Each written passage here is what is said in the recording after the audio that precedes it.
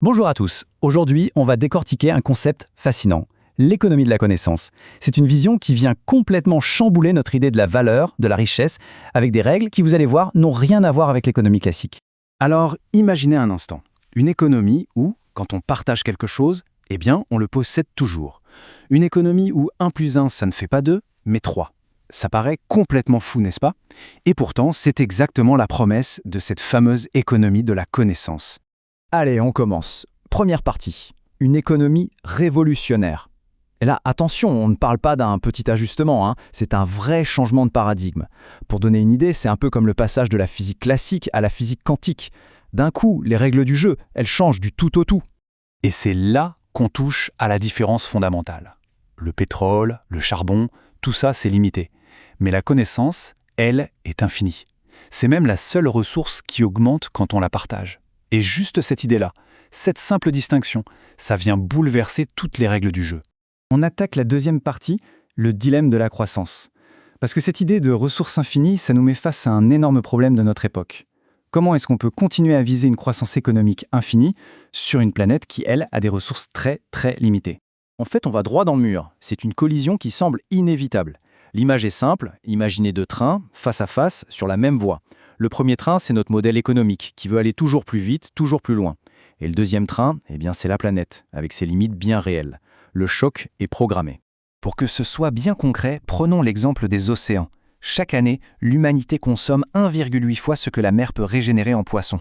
Ça veut dire quoi, concrètement?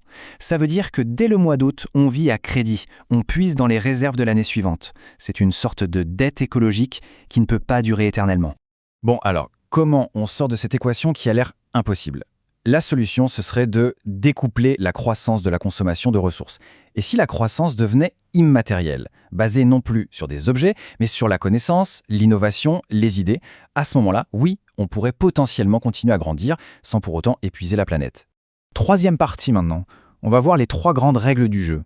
On entre vraiment au cœur du réacteur de cette nouvelle économie, et vous allez voir, elle fonctionne avec 3 règles de base qui sont complètement à l'opposé de tout ce qu'on connaît dans le monde matériel.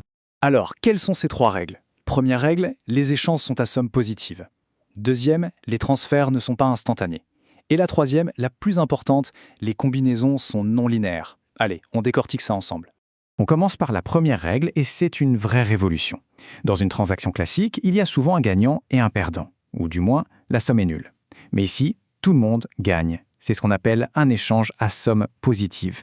Prenons un exemple tout simple avec de l'argent. Je donne un billet de 20 €, j'ai 20 € en moins dans ma poche, la personne en face a 20 € en plus, au final, moins 20 plus 20, ça fait 0, la quantité d'argent dans le système n'a pas bougé, c'est un jeu à somme nulle, tout simplement.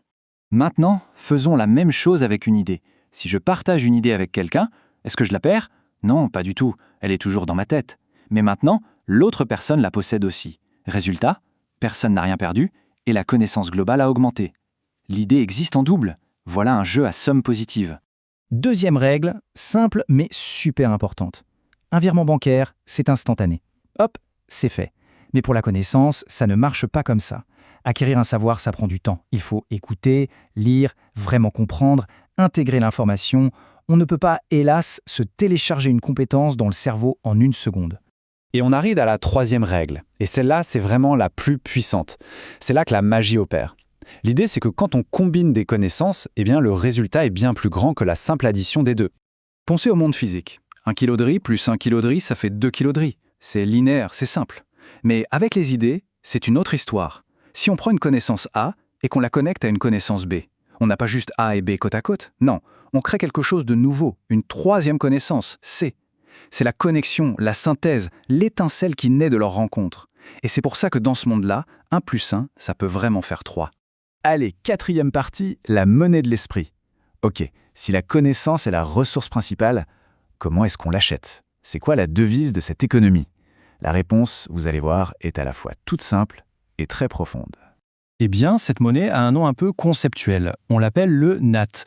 Le NAT, c'est tout simplement l'unité de mesure qui permet d'acheter une information ou une compétence. Et la formule pour calculer un NAT, elle est très simple. C'est l'attention multipliée par le temps. Un NAT, c'est une unité de temps qu'on a passé en étant concentré au maximum. En fait, c'est ce qu'on paye pour acquérir de l'information. C'est le prix d'un livre, d'une conférence, d'une discussion passionnante. Il y a une analogie que je trouve géniale pour ça. C'est un peu comme la monnaie de l'App Store, mais pour notre cerveau. Pour télécharger une nouvelle compétence, une nouvelle idée, il faut payer. En nats. Une petite compétence va coûter peut-être 5 nats. Apprendre une nouvelle langue, ça va en coûter des centaines. On arrive à la 5e et dernière partie, une richesse plus humaine. Parce que le point le plus important, c'est de comprendre ce que ça change pour nous, tout ça. Si notre vraie monnaie, notre vrai capital, c'est notre attention, alors les conséquences sont immenses et, à mon sens, plutôt magnifiques. Réfléchissons-y 2 secondes. D'abord, ça veut dire que tout le monde naît avec un pouvoir d'achat. Un bébé, il n'a pas un centime en poche. Mais il a du temps et de l'attention à revendre. Il a des nats. Ensuite, et c'est un paradoxe intéressant, une personne au chômage a en théorie plus de pouvoir d'achat pour apprendre que quelqu'un qui est complètement débordé par son travail. Et enfin, le plus beau dans tout ça, une force purement humaine, comme l'amour ou la passion, devient un multiplicateur de richesse incroyable. Oui, c'est sans doute la plus belle dimension de cette idée. Quand on est passionné par quelque chose, quand on aime un sujet, on est prêt à y mettre toute notre attention, tout notre temps. On dépense nos nats sans compter. Avec plaisir! Du coup, la passion pour un domaine devient le meilleur moyen d'y devenir riche en connaissances. Ça maximise notre pouvoir d'achat. Ça nous amène à une dernière réflexion pour la route. Notre attention et notre temps, ce sont nos biens les plus précieux. C'est la vraie monnaie avec laquelle on se construit, on bâtit notre identité. Du coup, la vraie question, ce n'est peut-être plus seulement comment est-ce que je gagne ma vie, mais plutôt comment est-ce que je la dépense. Et la question que chacun peut se poser, c'est où et comment est-ce qu'on choisit d'investir ses propres nats. C'est sur cette pensée qu'on va se quitter aujourd'hui.